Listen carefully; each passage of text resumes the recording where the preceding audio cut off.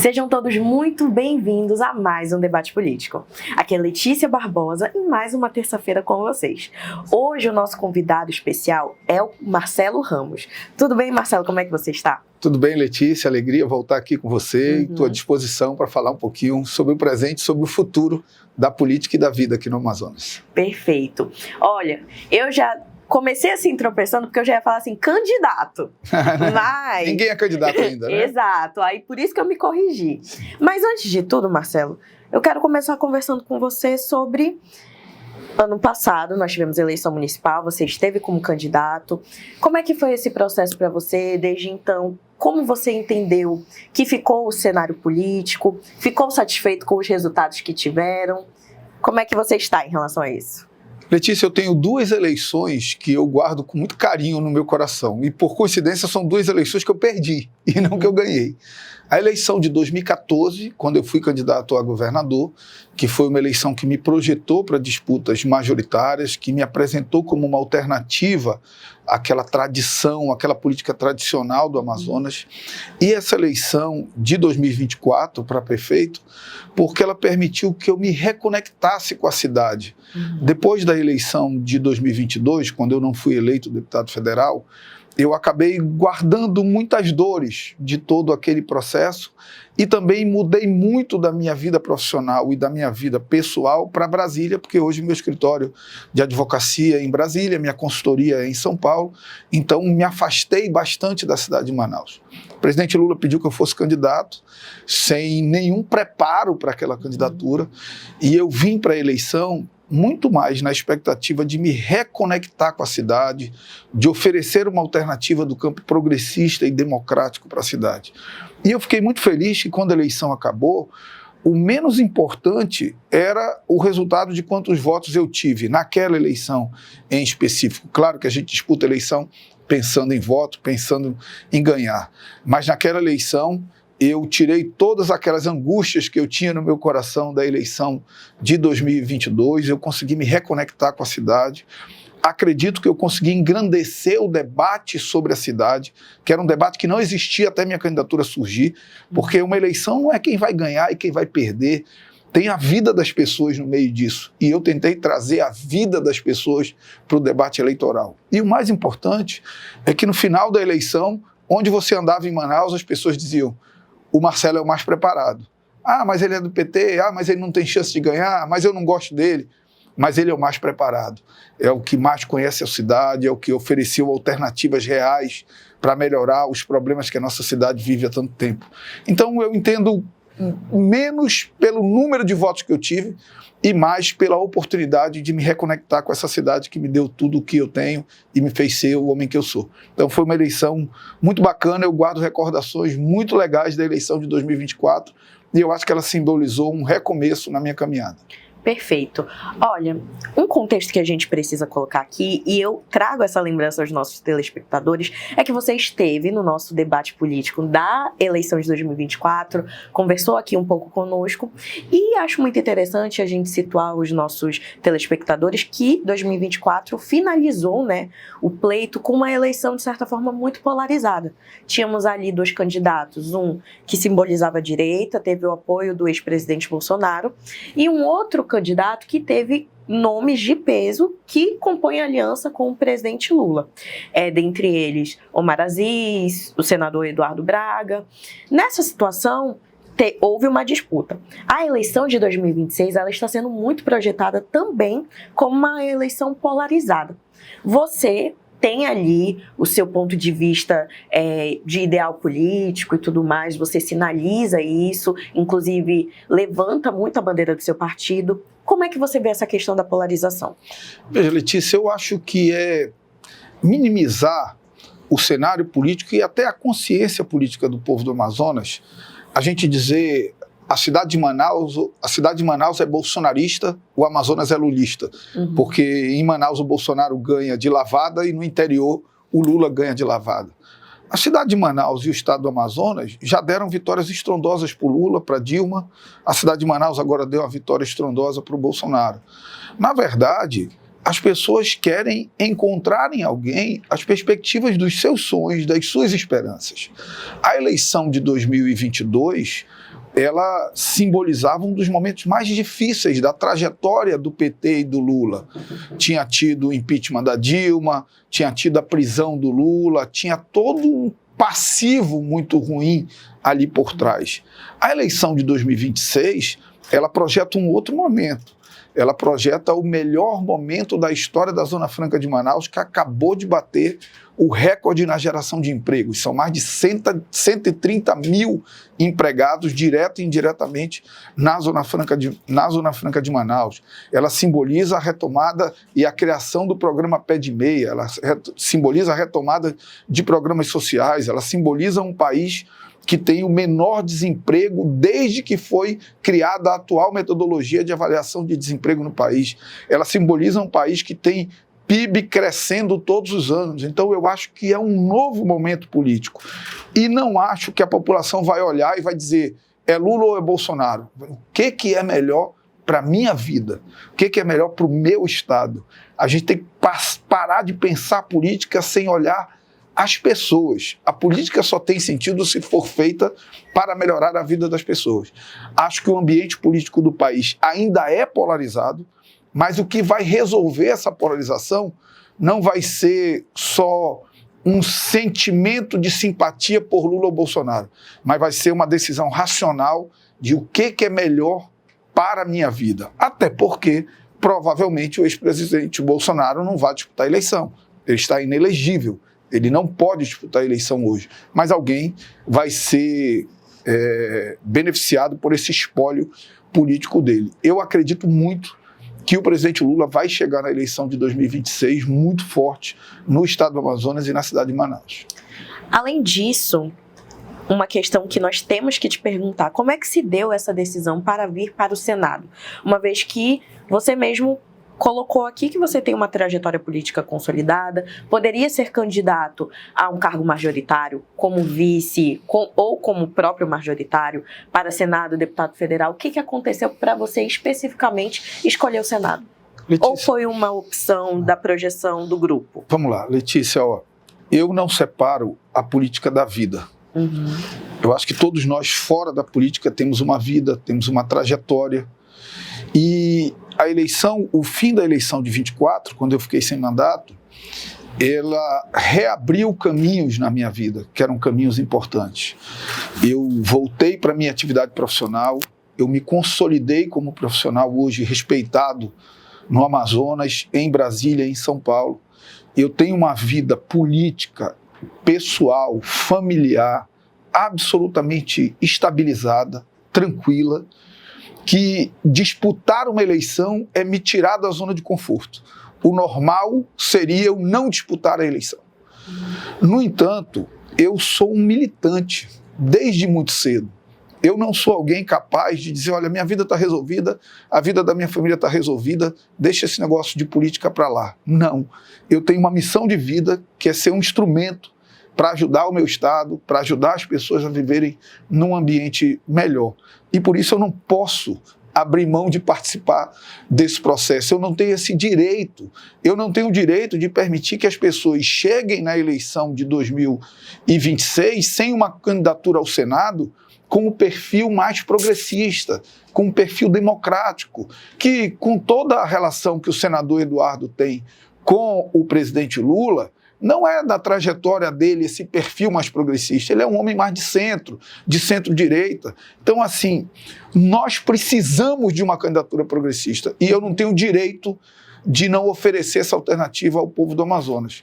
Eu não tenho disposição de disputar a eleição proporcional. As eleições proporcionais, elas têm outras características. Numa eleição proporcional, você vai falar, se muito, 30 segundos na televisão, não tem debate. É um monte de candidato a deputado federal, você deixa muito pouco. A eleição do Senado, não. É uma eleição que oportuniza você refletir os problemas do país, refletir os problemas do Estado, deixar legado e, acima de tudo, o Senado tem se mostrado a trincheira principal de defesa dos interesses da Zona Franca de Manaus e do povo do Amazonas. Porque enquanto na Câmara de 517 nós temos 8, nós podemos passar para 531 e ter 10, no Senado de 81 nós temos 3. E temos 3 muito relevantes, 2 muito relevantes, porque o senador Omar é o líder do maior partido do Senado, e ele pode deixar de ser senador porque é candidato ao governo, e o senador Eduardo é o líder do segundo maior partido do Senado e vai ter que disputar a reeleição. Nós não podemos permitir que a vaga do Amazonas no Senado, que é tão central para a disputa política em defesa do nosso Estado, seja ocupado por quem quer ir para o Senado fazer lacração, fazer recorte de vídeo para a internet. Nós precisamos de gente relevante, com prestígio político e com força política para defender os interesses do nosso Estado. Por isso a decisão de disputar o Senado. Você citou a questão do senador Eduardo Braga, que é um outro nome dentro do grupo que nós vemos que, de certa forma, você está compondo hoje politicamente, e nós queremos saber, em relação ali aos seus alinhamentos, você acredita que o presidente Lula vai abençoar a sua candidatura, vai lhe apoiar, uma vez que Eduardo Braga também já se coloca como pré-candidato para a reeleição? Olha, o Senado são 2 vagas. O senador Eduardo é naturalmente um dos candidatos da base do presidente Lula. Sim. Mas também é natural que o PT tenha outra vaga. Então não há nenhuma contradição em relação a isso. Eu não faria esse movimento sem antes conversar com o presidente Lula, conversar com a direção do Partido dos Trabalhadores, que é o meu partido hoje. Então é algo absolutamente alinhado, que não tem contradição nenhuma, e nós vamos acumular forças para reverter o que foi a eleição em Manaus passada, dar uma vitória para o presidente Lula em Manaus, aumentar a vitória que o presidente Lula teve no estado do Amazonas e reeleger o presidente Lula porque é o melhor para o Brasil e para o Amazonas. Perfeito. Antes de nós irmos para o jogo das cartas, existe uma questão que nós não podemos deixar de falar aqui, que é a questão da BR-319. Essa situação vem sendo uma situação muito delicada aqui que o Amazonas vem enfrentando, que a composição política como um todo, que hoje está nas trincheiras, também vem tendo um embate muito forte em relação a Marina Silva, Omar Aziz, Plínio Valério. Em relação a isso, existe até algumas rugas, né, dentro do grupo político do presidente Lula por essa questão. Como você se posiciona em relação a isso? Olha, o mundo e o Brasil hoje já tem tecnologia para fazer uma rodovia que seja uma rodovia sustentável. Quase toda a área das 2 margens da BR-319 já são áreas de preservação. Então, não tem nenhum sentido. A parte da 319, se você pegar o mapa, a foto de satélite da BR-319, onde tem mais desmatamento é onde não é asfaltado. Então a culpa não é do asfalto. Por quê? Porque onde não é asfaltado, o criminoso, o desmatador criminoso chega, mas o Estado não chega. Então é um equívoco. Eu entendo que a ministra Marina tem uma posição sectária, uma posição equivocada sobre a BR-319. Essa posição dela não é nova. Quando eu fui candidato a governador em 2014, que ela era minha candidata a presidente, ela veio aqui e disse isso, que a BR não tinha viabilidade econômica, tudo mais. Acho que o senador Omar e o senador Eduardo têm travado uma luta correta, uma luta interna dentro do governo. Acho que o presidente Lula, ao final dessa história, vai dar sinais claros, junto com o ministro Renan Filho, de que essa estrada ela é fundamental, de que ela pode ser uma estrada sustentável, uma estrada que não seja um vetor de desmatamento da Amazônia, mas uma estrada que é fundamental para o desenvolvimento econômico, social e geopolítico do estado do Amazonas. Ah, mas é só para passear. Não importa, se for só para passear, ela também é importante. O Amazonas tem direito de ter uma ligação rodoviária com o resto do Brasil. Quando a ministra Marina Silva faz algumas declarações, ela fala enquanto ela ministra ou ela traz o entendimento do governo Lula? Não, se você pegar, porque a gente pega muito as falas dela. Se você pegar as falas do ministro Renan Filho, são falas todas em defesa da recuperação da BR-319. Ele tem que se esforçado muito, inclusive, para isso. Então, eu acho que a ministra Marina Silva tem uma posição que eu discordo, mas respeito. Ela sempre teve essas posições. Não é um oportunismo, não. Ela é aquilo ali e ela foi colocada no ministério, todo mundo sabendo que ela era aquilo ali. O ministro Renan Filho tem uma posição mais favorável à BR-319 e não tenho dúvida de que no momento certo o presidente Lula vai mediar essa diferença de posições dentro do governo e também não tenho dúvida de que ele tem compromisso com a recuperação da BR. Perfeito. Agora nós vamos entrar no quadro que é o mais querido aqui do debate político. Você já conhece, nossos telespectadores também, que é o jogo das cartas. Olha, aqui nós temos algumas personalidades e eu queria que você opinasse um pouquinho sobre cada uma delas. Pode tirar primeiro. Opa! Tenho que mostrar. Temos aí o senador Omar Aziz. Senador, como você muito bem colocou, já se coloca à disposição como pré-candidato ao governo do estado. Foi ali, acredito que um dos primeiros, né, que trouxe a pré-candidatura dele. Está compondo um grupo político bastante forte. Quando o senador Omar esteve aqui, eu fiz uma pergunta a ele que foi em relação à composição do grupo e não posso deixar de fazer a você, que compõe esse grupo também. Você acredita que Davi Almeida vai cumprir o acordo com o senador e o grupo que está hoje vai até o fim? Veja, a gente mede as pessoas pelo que a gente é. Eu sou um homem que cumpre as minhas palavras. Então eu meço todas as pessoas partindo da premissa de que elas cumprem as suas palavras. Então eu acredito que o prefeito Davi tem um compromisso com esse grupo político e vai honrar o compromisso com esse grupo político. Não pelo que está sendo dito hoje, porque na política o que está sendo dito hoje vale muito pouco em relação do que vai acontecer na data das convenções, mas porque há um compromisso. O senador Omar apoiou o prefeito Davi à reeleição e acho absolutamente natural que ele apoie agora o senador Omar como candidato a governo. O senador Omar é um dos nossos líderes, é alguém comprometido com o projeto do presidente Lula e é alguém fundamental para que a gente consiga dar uma vitória para o presidente Lula em Manaus e no estado do Amazonas. E como você avalia a atuação dele enquanto senador? Eu acho que sem o senador Omar e sem o senador Eduardo, goste ou não goste, nós teríamos tido um total desmonte da Zona Franca de Manaus. Eles foram fundamentais, porque na Câmara, as pessoas não lembram, mas na Câmara nós fomos atropelados. A primeira versão da reforma tributária era muito ruim para a Zona Franca de Manaus. Os interesses da Zona Franca de Manaus foram retomados no Senado pela força política do senador Omar, que lidera a maior bancada de senadores, pela força política do senador Eduardo, que lidera a segunda maior bancada de senadores, e pela vontade política do presidente Lula, que sempre disse que não permitiria nenhum atraso, nenhum prejuízo para a Zona Franca de Manaus. Próxima carta. Davi Almeida. Davi Almeida, você concorreu com ele, né, nas últimas eleições municipais, venceu no segundo turno. O início do mandato dele foi, de certa forma, voltado com algumas polêmicas. Desde então, a única coisa que paira em nome dele é a questão da infraestrutura da cidade e o jogo político que nós estamos tendo, porque as eleições se adiantaram muito. Em relação a isso, como é que você avalia o novo mandato, a nova gestão de Davi Almeida pós-reeleito? Veja, se eu achasse que o prefeito Davi Almeida era o melhor para a cidade de Manaus, eu não tinha concorrido contra ele. Então, eu respeito a vontade da maioria do povo que o reelegeu, mas acho que Manaus tem muito mais possibilidades. Acho que você tem certa gestão meio que burocrática em setores fundamentais. A educação tem muito poucos resultados positivos, extraordinários, é aquele feijão com arroz, a saúde é o feijão com arroz, e a cidade precisa de infraestrutura, mas uma cidade são pessoas acima de obras. Então, acho que falta um pouco de cuidado com o dia a dia da vida das pessoas. Mas nós tivemos gestões na prefeitura tão ruins antes dele, que ele é melhor do que o que existiu antes dele, diante do desastre que foram as gestões anteriores. Perfeito. Mais uma carta. Estamos aí com Maria do Carmo Cefaí, que é a outra candidata, né, que já se colocou à disposição do pleito, enquanto ela se coloca como pré-candidata a governo do estado, encabeçando a chapa, digamos assim.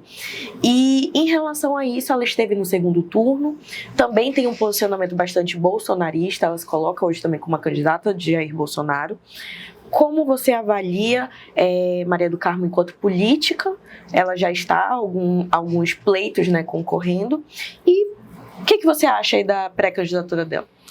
Olha, como política nós não temos condições nenhuma de avaliá-la, porque ela nunca exerceu cargo político nenhum, né? Como empresária, ela tem um grande negócio, um negócio que não é filantropia para ninguém, né? Um negócio que, inclusive, funciona com dinheiro público que ela critica, porque funciona com fiéis, funciona com ProUni. Então, ela critica gasto público, mas é o gasto público que financia a instituição que ela dirige, né? Então, não tem como avaliá-la do ponto de vista político. Agora tem que esperar um pouco também, né? Porque ela já deixou claro na eleição de 2024 que a palavra dela vale muito pouco. Ela disse que não seria candidata a nada que não fosse prefeito e virou um abajur do Alberto Neto, virou vice do Alberto Neto. Então, ninguém sabe se ela vai ser candidata mesmo até o final, né? A tendência e a possibilidade dela virar um abajur de alguém é real. Temos que esperar um pouco. Próxima carta. Temos aí senador Eduardo Braga. Qual a sua avaliação em relação ao senador Eduardo Braga, enquanto senador? E também, como você vê a questão da disputa de 2026 dele para a reeleição? A gente não precisa concordar com tudo que a pessoa pensa e tudo que a pessoa é para reconhecer os méritos dessa pessoa. Então, o senador Eduardo Braga tem méritos extremos na defesa da Zona Franca de Manaus durante o processo da reforma tributária. Ele foi o relator da reforma tributária, ele foi o relator da lei que regulamentou a reforma tributária, e foi muito da força política dele, da capacidade de articulação política dele, do prestígio dele em Brasília, que nós conseguimos manter todos os nossos incentivos. Quando eu falo Zona Franca de Manaus, parece uma coisa abstrata, mas eu estou falando de pessoas. Eu estou falando de 130 mil famílias que são sustentadas por trabalhadores.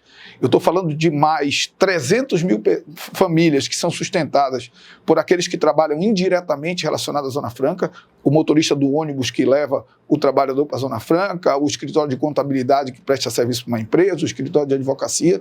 Então, a Zona Franca ela é muito estratégica para a vida do Estado. Ela que arrecada o ICMS, que paga escola, que paga segurança, que paga hospital, que transfere parte dos recursos para o interior do Estado e sustenta o interior do Estado do Amazonas, que tem pouca atividade econômica. Então, acho que não tem como não reconhecer, quem goste ou quem não goste dele, o papel estratégico e importante e os méritos do senador Eduardo Braga nesse momento da vida política do país e do Estado do Amazonas. E eu acho até que, por isso, ele merece ter o seu mandato renovado para o Senado. Sua última carta. Temos aí Plínio Valério, que hoje também, né, tem um cargo dele no Senado. Qual a sua opinião em relação ao político Plínio Valério? Ele tem passado também por algumas polêmicas, inclusive com falas voltadas para a ministra Marina Silva, que repercutiram o Brasil inteiro. Gostaríamos de saber a sua opinião em relação a ele. Veja, eu tenho uma relação pessoal com o senador Plínio. Gosto dele, o trato de forma fraterna, respeitosa, mas da mesma forma que a gente não pode desconhecer os méritos de quem a gente não concorda com tudo, a gente não pode, porque gosta de uma pessoa, desconhecer o demérito delas. Sim. O senador Plínio Valério é alguém que conta muito pouco para o Estado do Amazonas no Senado. Vamos ser verdadeiros. E a minha opinião sobre ele é a opinião dele mesmo, porque ele disse que não entende porra nenhuma de Zona Franca. E a expressão é chula porque foi a que ele usou. Ele disse, não fui eu que disse.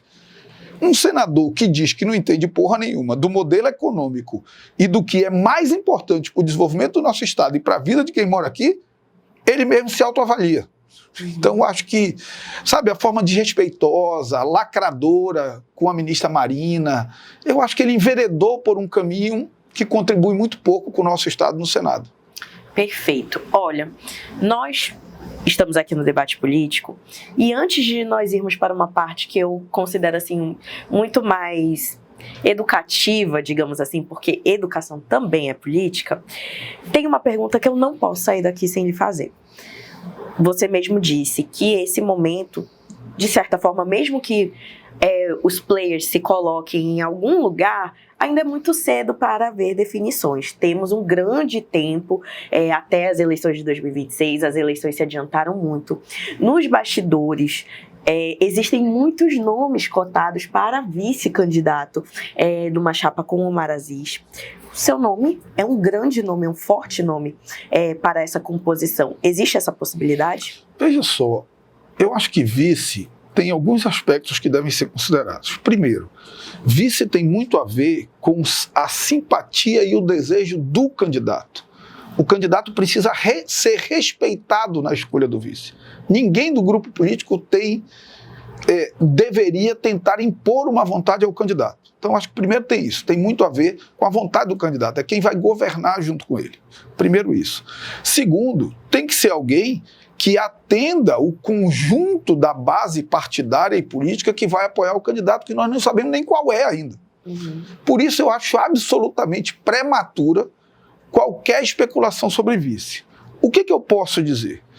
Eu posso dizer que esse grupo político que vai se construindo, ele tem as lideranças do senador Omar Aziz, do senador Eduardo Braga, do prefeito Davi Almeida e do presidente Lula. Portanto, é absolutamente natural que das 4 vagas majoritárias, governador, vice, senador e senador, cada um desses ocupem uma. O senador Omar já ocupa uma. O senador Eduardo já ocupa outra. Governador e senador. É natural que vice e a outra vaga do Senado seja uma do prefeito Davi e outra do partido do presidente Lula. Qualquer outra coisa fora disso está fora do que é natural na política. Não pode nenhum desses agentes querer ter 2 vagas na chapa majoritária. Não vai ter. A chance é 0. Então, eu acho que a gente tem que tratar isso com muita tranquilidade e, confirmando esse grupo político, confirmando a candidatura do senador Omar, deixar o senador, nosso candidato a governador provável, muito à vontade para fazer essa escolha dentro dos partidos que compõem a sua base. E agora, o nosso tempo, ele está se esvaindo, né? Muito curto aqui. Vamos ter outras oportunidades para tê-lo aqui conosco novamente. Mas eu não posso sair daqui também sem perguntar sobre o 5º Constitucional. Você é um advogado muito bem estabelecido, não somente no estado do Amazonas, também como no Brasil. E nós estamos aqui em um momento muito atípico, que é uma eleição do 5º Constitucional.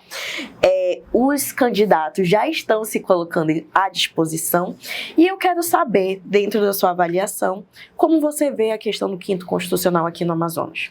Primeiro, como um instrumento fundamental da democracia, de respeito e valorização da advocacia, de um olhar da advocacia na composição dos órgãos colegiados do Poder Judiciário no Brasil, é algo muito importante que precisa ser fortalecido. Segundo, entender que esse espaço é um espaço para ser ocupado por aqueles que efetivamente têm trajetória consolidada na advocacia amazonense. Eu tenho um amigo magistrado, muito meu amigo, que me encontrou em Brasília e falou: por que tu não concorre à eleição do 5º Constitucional? Eu falei: porque não é legítimo que eu concorra. Não é legítimo por alguns motivos. Primeiro, porque eu estou há 20 anos tendo a advocacia como atividade secundária na minha vida, porque a primária era a política. Segundo, porque nesse 1 ano e meio que a advocacia voltou à atividade prioritária na minha vida, a maior parte dela tem sido exercida em Brasília e em São Paulo. Então não é legítimo, junto aos meus colegas advogados, que eu pretenda ocupar uma vaga que deve ser ocupada por um advogado militante, que exerce a atividade da advocacia. É natural que, num momento ou no outro, alguém fique incompatível, alguém fique e volte para a advocacia, isso é natural, mas tem que ser alguém que atua aqui e que tem uma tradição na advocacia. E eu torço para que, ao final, o resultado seja esse. A eleição do 5º, enquanto ela era no Conselho, e eu, como sou antigo, vou fazer 30 anos de carteira da OAB ano que vem, eu sou do tempo em que ainda era escolhido nos conselhos e vi as primeiras eleições diretas. Uma eleição direta com um colégio eleitoral de mais de 10 mil eleitores é uma eleição que ganha sentido no debate na sociedade. Por isso deixou de ser um problema só dos advogados e passou algo a ser da vida do cidadão amazonense, até porque, no final, ele vai ser um membro do Tribunal de Justiça e vai decidir a vida dos cidadãos amazonenses. Olha, esse aqui foi mais um debate político. Estamos em uma temporada muito especial, onde nós vemos a política como um meio de transformação social. Estamos preparando aqui os nossos telespectadores para as eleições de 2026 e também trazendo algumas atualidades, como você pôde ver. Eu abro esse espaço aqui para você se despedir dos nossos telespectadores e te agradeço a participação. Letícia, primeiro, obrigado, sempre uma alegria estar aqui com você. Eu estava conversando com você e com a sua mãe aqui nos bastidores e dizendo que a política está muito chata. Assim, tá chata essa política formal que chama para reunião, que não sei o quê. E tá chata também esse negócio de vereador pulando em buraco, o cara levando um bebê reborn para a tribuna da Câmara. Essa lacração tá ficando chata também. Eu não me disponho a esse tipo de coisa, sabe? Eu quero fazer uma política que seja conectada com o dia a dia da vida das pessoas. Hoje a minha forma de falar com a comunidade é jogando futebol no bairro, acabou o futebol, eu vou tomar uma cerveja, comer uma jaraqui, jogar uma sinuca, participar da vida das pessoas, entender quais são as angústias delas no dia a dia. Eu não me disponho a fazer o que essa turma está fazendo de política. Até onde isso vai me levar, eu não sei. Mas isso alimenta a minha alma, isso me faz voltar a acreditar nas coisas, isso me faz voltar a ter disposição para fazer política. Eu não tenho uma disposição, como eu fiz por 20 anos, de tirar o tempo que eu levo o meu filho para jogar uma partida de futebol, meu filho de 9 anos, ou a minha filha no cinema, para ir participar ou fazer uma reunião com políticos. Não, tem uma parte da minha vida que eu blindei, que eu quero preservar, porque ela alimenta o meu coração e a minha alma, para estar de coração e alma leve para fazer a política, que é cuidar da vida das pessoas. Então, acho que esse é o grande desafio que eu tenho pela frente e espero, nessa trajetória, conseguir fazer você que nos assiste entender que há uma forma diferente de fazer política, tendo as pessoas como centralidade e tendo o coração e a alma leve, alimentado pelas coisas que alimentam o seu coração na sua vida. Família, esporte, diversão, que são coisas que todo amazonense, todo homem, toda mulher merece. Muito obrigado pela sua participação e muito obrigado a você, nosso telespectador. Esse foi o nosso debate político. Toda terça-feira conto com você.